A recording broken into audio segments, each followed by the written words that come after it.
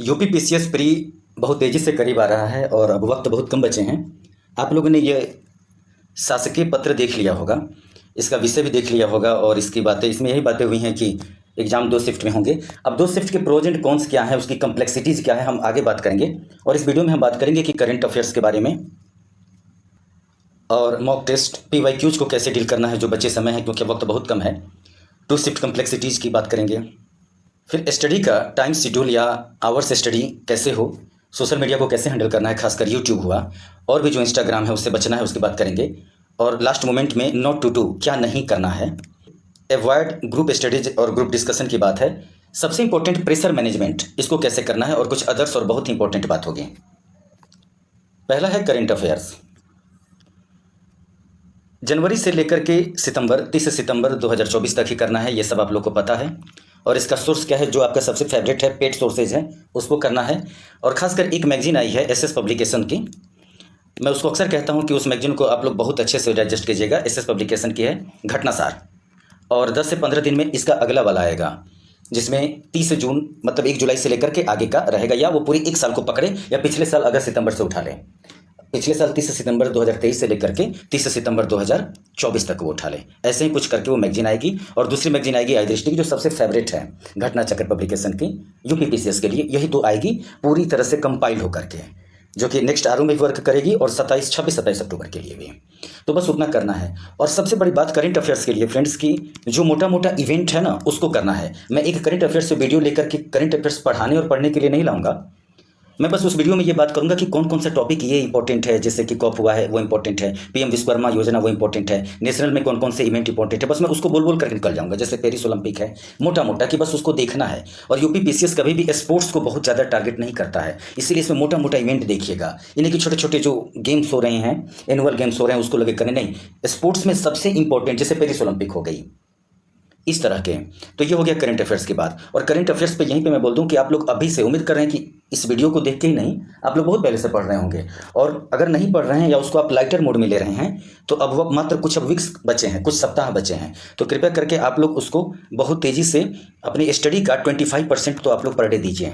Suppose अगर आप 4HR पढ़ रहे हैं 4 घंटे, तो 1 घंटे दीजिए, 1 घंटे से ज़्यादा मत दीजिए, क्योंकि 30 to 35 क्वेश्चन आते हैं करेंट अफेयर्स में 150 में।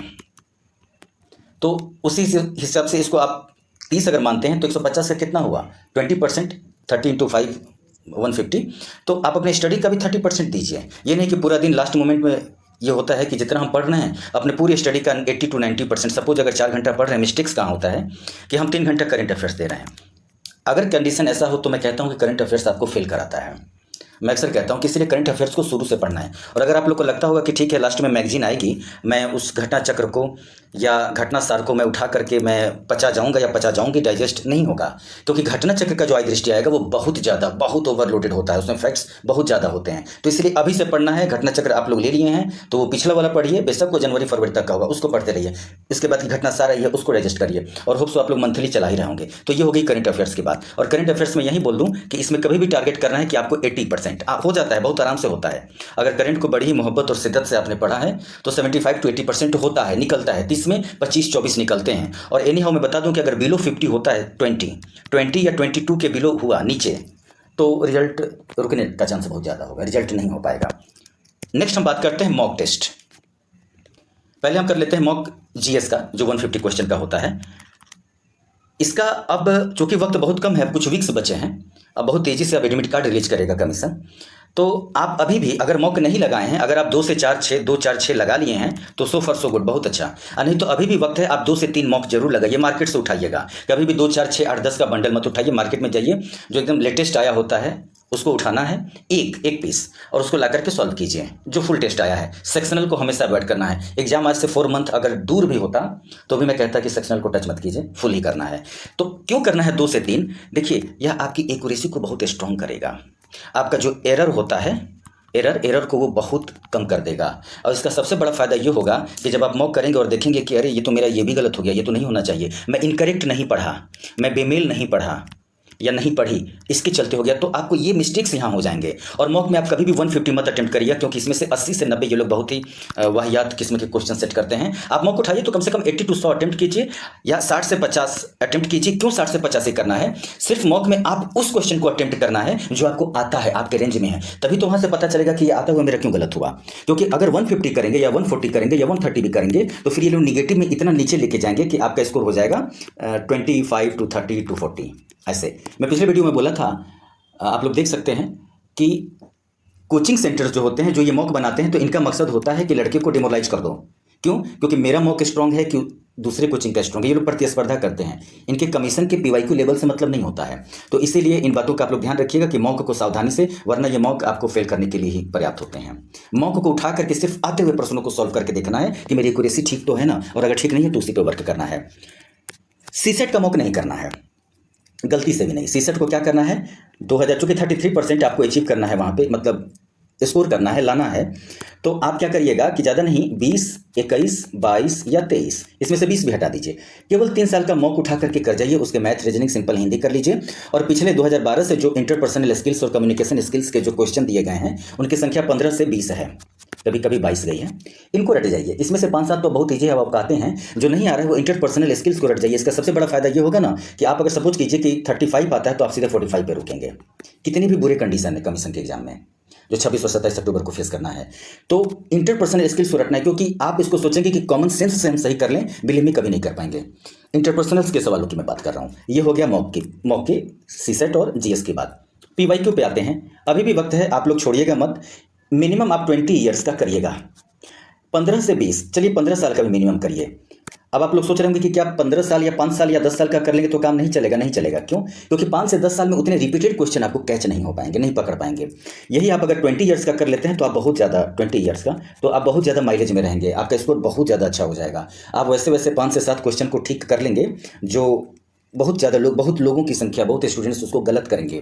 तो मेरा यही कहना है कि PYQ को करना है। इसके करंट अफेयर्स को छोड़ दीजिएगा, बिल्कुल नहीं देखना है। हम ये नहीं कहेंगे कि कम से कम 2-3 साल का देख लीजिएगा करंट अफेयर्स की, उसका ट्रेंड आप समझ पाएँ तो ठीक है। आप 21, 22, 23 का करंट देख लीजिएगा ट्रेंड समझने के लिए बस। और बाकी इसके हिस्ट्री, पॉलिटी, जियोग्राफी, इकोनॉमी और साइंस, इनके प्रश्नों को एकदम रट जाना है विथ ऑप्शंस। क्योंकि जब ये क्वेश्चन रिपीट होते हैं तो ऑप्शन चेंज होकर आते हैं। तो कृपया करके जब आप उन 4 ऑप्शंस के साथ देखे रहेंगे तो वो ज़्यादा सही है। मैं हमेशा कहता हूँ कि लास्ट मोमेंट पे पॉइंटर जैसी चीज़ों को अवॉइड करना है। पॉइंटर मतलब मैं कोचिंग पब्लिकेशन के बुक की बात नहीं कर रहा हूँ। पॉइंटर मतलब वो वैसे सोर्स है जिसमें आप क्वेश्चन के साथ साथ सीधे आंसर लिखा रहता है। नहीं, लास्ट मोमेंट पर कोशिश कीजिए कि आप जो भी पढ़ रहे हैं उसके लिए आप क्वेश्चन के साथ 4 ऑप्शन वाला हो क्वेश्चन, तब ज़्यादा। और चारों ऑप्शनों को देखते हुए, नोटिस करते हुए आप उसको अटेम्प्ट करना है या फिर पढ़ना है। PYQ की ये रही बात, सबसे बड़ी बात। और यकीन मानिए, मुझे लगता है कि 50 के आसपास क्वेश्चन की मैं बात कर रहा हूँ, ये PYQ से आप निकाल ले जाएंगे। अब सबसे इंपॉर्टेंट बात, 2 शिफ्ट कम्प्लेक्सिटीज। आप लोगों ने वो देखा होगा, जो मैं पहले ही दिखा दिया, कि ये जो 2 शिफ्ट की बात हो रही है 26 और 27 अक्टूबर की, आइए उसके बारे में हम इंटरेस्टिंग बात कुछ रखते हैं आपके सामने। जो मेरी समझ है, मैं अपने नोशन से आप लोगों को कुछ बात बता देना चाह रहा हूँ। इससे एक शब्द जुड़ा है, नॉर्मलाइजेशन या इक्वलाइजेशन, आप इसको ऐसे कह सकते हैं। इसका क्या मतलब है? सीधा सी बात है कि जब स्टूडेंट्स की संख्या ज़्यादा हो जाएगी, गवर्नमेंट ऑफ उत्तर प्रदेश के पास इंफ्रास्ट्रक्चरल प्रॉब्लम है, डेफिसिट है, तो उसको 2 शिफ्ट मिलेगी। हालांकि मुझे भी पहले बिलीव नहीं हो रहा था कि 2 शिफ्ट में ये एग्जाम होगा, क्योंकि मेरा मानना है कि जो कॉन्स्टिट्यूशनल पोस्ट होते हैं गवर्नमेंट ऑफ इंडिया या गवर्नमेंट ऑफ स्टेट में, जैसे ये 315 का होता है UPSC and state public service commission, 312 में तो ऑल इंडिया सर्विसेज होता है। तो ऐसे एग्जाम्स का पेपर कभी भी 2 शिफ्ट में नहीं होता है। लेकिन पहली बार इंडिया में, पूरे कंप्लीट रिपब्लिक ऑफ इंडिया में ये 2 शिफ्ट में होने जा रहा है, और उम्मीद करते हैं ये सक्सेसफुल रहेगा। क्यों? अब मैं बताता हूँ। उससे पहले हम इसके प्रोज और कॉन्स की बात बता देते हैं। देखिए, इसका प्रोज देख लीजिए, मतलब मेरिट, इसके फायदे क्या हैं। पहली बात कि गवर्नमेंट को सुविधा होगी एग्जाम कराने में। अब तो ये होगी गवर्नमेंट की बात। स्टूडेंट को क्या फ़ायदा है? स्टूडेंट को फ़ायदा यह है कि सपोज कीजिए कि किसी डेट का, किसी शिफ्ट का पेपर लीक हो गया, तो इसके चलते दोनों शिफ्ट को कैंसिल नहीं करना पड़ेगा। इससे पहले क्या होता था कि अगर पेपर लीक हो गया, जैसे कि रिव्यू ऑफिसर्स का हम लोगों ने एग्जाम देखा था, उसमें पेपर लीक हुआ तो रद्द करना पड़ा। इसमें पेपर ऐसा नहीं होगा, जिस शिफ्ट का लीक होगा उसको रद्द करना होगा। चलिए, अब हम इसका निगेटिव पॉइंट एक शेयर करते हैं, फिर एक इंपॉर्टेंट बात बताएंगे इससे संबंधित। निगेटिव पॉइंट ये है इसका कि इसमें 2 सीरीज बनेगी। ये निगेटिव की मैं बात कर रहा हूँ।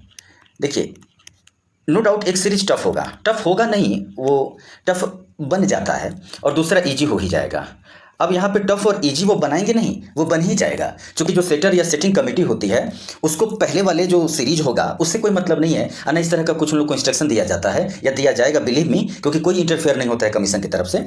ऑटोमेटिक से बात है कि एक सीरीज टफ होगी, हो सकता है बहुत टफ हो, और दूसरी सीरीज इस सीरीज से इजी होगी। अब ये तय कैसे होगा कि कौन सी सीरीज टफ है और कौन सी इजी है? तो चलिए हम इजी वाले पे पहले बात करते हैं। सपोज कीजिए कि एक शिफ्ट में, हम शिफ्ट ए लेते हैं, सपोज कीजिए कि ए शिफ्ट में 100 प्लस क्वेश्चन मारने वालों की संख्या 1000 है। 100 प्लस क्वेश्चन की मैं बात कर रहा हूं, ठीक है। अब आता है टफ कैटेगरी, इसमें मतलब बी शिफ्ट में, इसमें 100 प्लस मारने वालों की संख्या सपोज कीजिए 600 है, तो यह शिफ्ट जो होगी बी शिफ्ट, ऑटोमेटिक ये टफ कंसीडर कर दी जाएगी।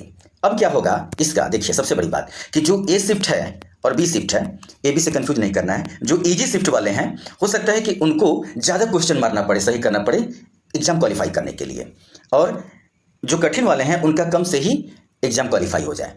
फिर भी अब मैं बता दूं सबसे इंपॉर्टेंट बात, आप लोग देख लीजिएगा, ऐसा ही होगा। सपोज कीजिए कि अगर एक शिफ्ट में, सिंगल शिफ्ट में कट ऑफ 92 जाएगा या जाता हो, मैं इसको एग्जाम्पल के तौर पे ले रहा हूँ, मान लीजिए 92 क्वेश्चन जाता, तो अब क्या होगा, मार्जिन 0.5 या 0.8 या 1 का होगा। इसका मतलब है कि जो इजी सीरीज वाले होंगे या टफ सीरीज वाले होंगे उनको यह 92 मीट करने के लिए या तो 93 मारना होगा या 90 या 91 मारना होगा। मैं उम्मीद करता हूं आप लोग को यह समझा पाया होगा। मतलब 2 शिफ्ट होने से या 3 शिफ्ट होने से वेरिएशन सिर्फ अंडर 1 होता है। अंडर 1 मैं कह रहा हूं मार्क्स ये, या अंडर 1 क्वेश्चन, आप समझिए पॉइंट में। इसीलिए इसको लेकर के एकदम नहीं घबराना है, इसको वेलकम करना है, और आप इसका विरोध कर भी नहीं सकते हैं, क्योंकि ये कॉन्सेप्ट उस मोमेंट पे आया है कि इस समय भी एग्जाम का प्रेशर बहुत ज़्यादा है। इसलिए आप लोग इसको एक्सेप्ट कीजिए और धूमधाम से आगे बढ़िए। नेक्स्ट है time schedule our study. Time schedule our study को एक ही समझिएगा। मैं मान के चलता हूं कि मिनिमम स्टडी आपकी 4 HR हो रही होगी और मैक्सिमम स्टडी, अच्छा दोनों M ही है, मिनिमम 4 HR और मैक्सिमम 6 HR हो रही होगी। इससे ज़्यादा करने को मैं नहीं कहूँगा और होना भी नहीं चाहिए, बिलीव मी, क्योंकि वो एग्जॉस्ट हो जाएगा, सब इवापोरेट हो जाएगा। यूट्यूब पे लोग बोलते हैं, बोलने दीजिए, अभी हम सोशल मीडिया पे आ रहे हैं, उसके बारे में एक इंपॉर्टेंट 2 बातें मैं बताऊँगा।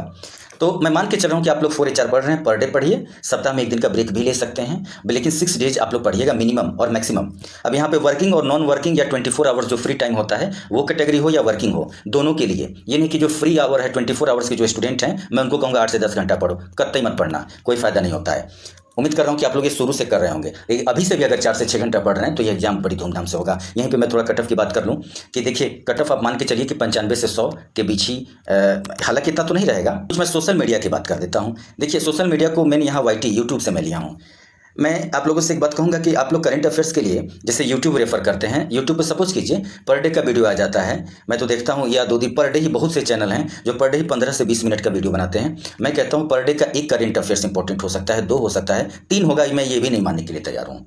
तो क्या 1-2 करंट अफेयर्स के लिए पर डे वीडियो बनाना जरूरी है? ये भी तो हो सकता है कि 10 दिन पर एक वीडियो बनाओ और उसमें 10 से 12 करंट अफेयर्स की डिस्कस करके निकल जाओ।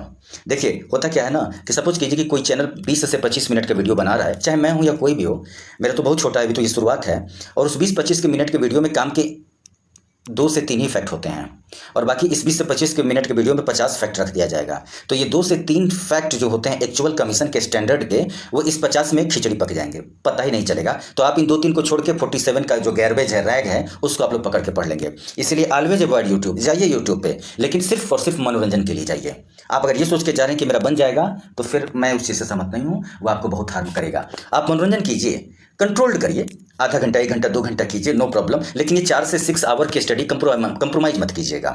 ये हो गया नॉट टू डू। अब करना क्या है, जैसे कि बहुत ज़्यादा इंटरटेनमेंट, कंट्रास्ट इंटरटेनमेंट नहीं करना है। कंट्रास्ट इंटरटेनमेंट जैसे कि हम निकल गए 2-3 दिन के लिए कहीं घूमने, खैर कोई नहीं जाएगा क्योंकि प्रेशर ऐसा है। दूसरा मैं कहता हूं कि जैसे कि फिल्म देखिए 2-3 घंटे का, क्या होता है कि आपका लगातार लेके चला जाएगा। अगर आपको मनोरंजन करना है तो आप कुछ कॉमेडी वीडियो देख लीजिए या 15-20 मिनट का वीडियो देखिए, 10 मिनट का वीडियो देखिए, टहलिए, खूब टहलिए, क्योंकि टहलने से प्रेशर रिलीज होते हैं। मैं उस पर अदर में भी बात करूंगा, या यहीं पे हो गया। चलिए आगे बढ़ते हैं। ग्रुप स्टडी और ग्रुप डिस्कशन को हमेशा अवॉइड कीजिएगा, ये कभी भी फायदेमंद नहीं है, ना बिगिनिंग में होते हैं, ना लास्ट में होते हैं, ना प्रिपरेशन के मिडिल एज में होते हैं। शुरू में नहीं समझ में आता है तो चल जाती हैं, लेकिन ये लास्ट मोमेंट या मिडिल एज के लिए बहुत खतरनाक चीज़ें हैं। अब है प्रेशर मैनेजमेंट को कैसे करें। ये है प्रेशर मैनेजमेंट। प्रेशर मैनेजमेंट के बारे में बहुत एक इंटरेस्टिंग बात है कि pressure is nothing more than the shadow of great opportunity. यह एक ग्रेट अपॉर्चुनिटीज़ का शैडो होता है। यकीन मानिए जब प्रेशर होता है ना, तो आप देखेंगे कि प्रेशर में थोड़ा सा क्रिएटिव होइए तो आप बड़ी पॉजिटिव भी सोचते हैं। जैसे एग्जाम का प्रेशर है कि क्या होगा नहीं होगा, तो प्रेशर को थोड़ा सा पॉजिटिव लेना है। और मैं प्रेशर को यहाँ पे 2 में लेता हूँ। एक होता है स्ट्रेस फेज और एक दूसरा होता है यूट्रेस फ्लेयर, यूस्ट्रेस, USTRESS। ये होता है डेंजर, स्ट्रेस। ये क्या करेगा कि आपको पैनिक करेगा, आप लेटने लगेंगे, सोने लगेंगे, आप बाहर निकल के 2-2 3-3 घंटा घूमने लगेंगे, प्रेशर हो जाएगा, आप खुद के साथ छलावा करेंगे या एस्केप गोटिंग करेंगे कि चलो अब इसके बाद छोड़ो, BPSC आ रहा है, ठीक है BPSC आ रहा है, आप लोग सारे लोग फॉर्म डालिए, वो देना है, लेकिन वो BPSC है, वो UPPCS नहीं है, UPPCS नहीं है, आप वो दीजिए, बट आप अपने इस UPPCS को प्रिपरेशन को अब ये नहीं कि 70 BPSC से रिप्लेस कीजिए, वो थोड़ा सा स्कैप गोटिंग हो जाएगा, क्योंकि जब ये BPSC आएगा 70 तो फिर वहाँ भी आप उसका सब्स्टिट्यूट लेकर के लगेंगे देखने RO ARO को। तो ये सब चीज़ें होती हैं, आप इसी में चलिए। यूस्ट्रेस क्या है? ये स्वीट प्रेशर होता है, मतलब ऐसा प्रेशर कि करना है। यूस्ट्रेस की मैं बात कर रहा हूँ, EUSTRESS। यूस्ट्रेस में क्या होता है, थोड़ा सा एक्साइटमेंट होता है कि करना है, तो उसके लिए आप पढ़ेंगे, लाइब्रेरी जा करके पढ़ेंगे या डायनामिक होकर पढ़ेंगे या थोड़ा सा आप क्या बोलते हैं उसको, एक्टिव होकर के पढ़ेंगे, तो यूस्ट्रेस में चलना है। और यकीन मानिए लास्ट का जब 10 डेज बच जाएगा या 7 डेज बच जाएगा तो आप बहुत लाइट स्टडी ही कर पाएंगे, क्योंकि उस समय एक अलग ही सिचुएशन होता है, चाहे आपकी प्रायर प्रिपरेशन कितना भी अच्छा हो या बुरा हो। तो ये हो गया प्रेशर मैनेजमेंट के बारे में। प्रेशर को पॉजिटिव लीजिएगा, सबको होता है, अगर किसी को नहीं हो रहा है तो इसका मतलब कि वो 2024 UPPCS के रेस में नहीं है, बिलीव मी वो नहीं है, वो 2025 की तैयारी करेगा। अदर्स में हम आते हैं, अदर्स में ऐसा कुछ नहीं सोचा है मैंने, फिर भी मैं अदर्स में बता दूं कि जैसे YT स्टडी की मैं बात कर दिया कि उसको एग्जामिनेशन पर्पज या प्रिपरेशन पर्पज से नहीं देखना है, अवॉइड करना है।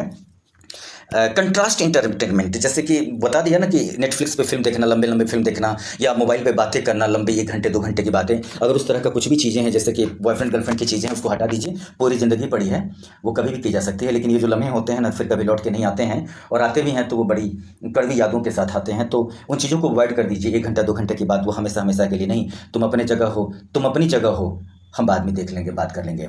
और नेक्स्ट बात है कि आप लोग थोड़ा सा वॉकिंग करते रहिए, शाम को निकलिए और करीब 20 से 25 मिनट चलते चले जाइए। अभी नहीं कि टहलने या वॉकिंग करने के लिए 2-4 दोस्तों का झुंड बनाना हो, नहीं, किसी एक्टिव दोस्त के साथ आप कर सकते हैं या अकेले भी कर सकती हैं। वॉकिंग खूब कीजिएगा, ये बहुत वर्क करता है।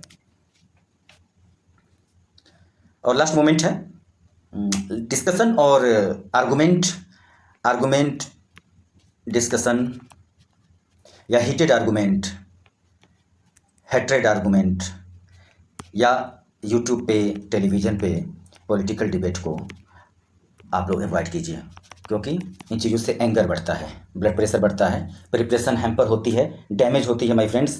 इसको हटा दीजिए।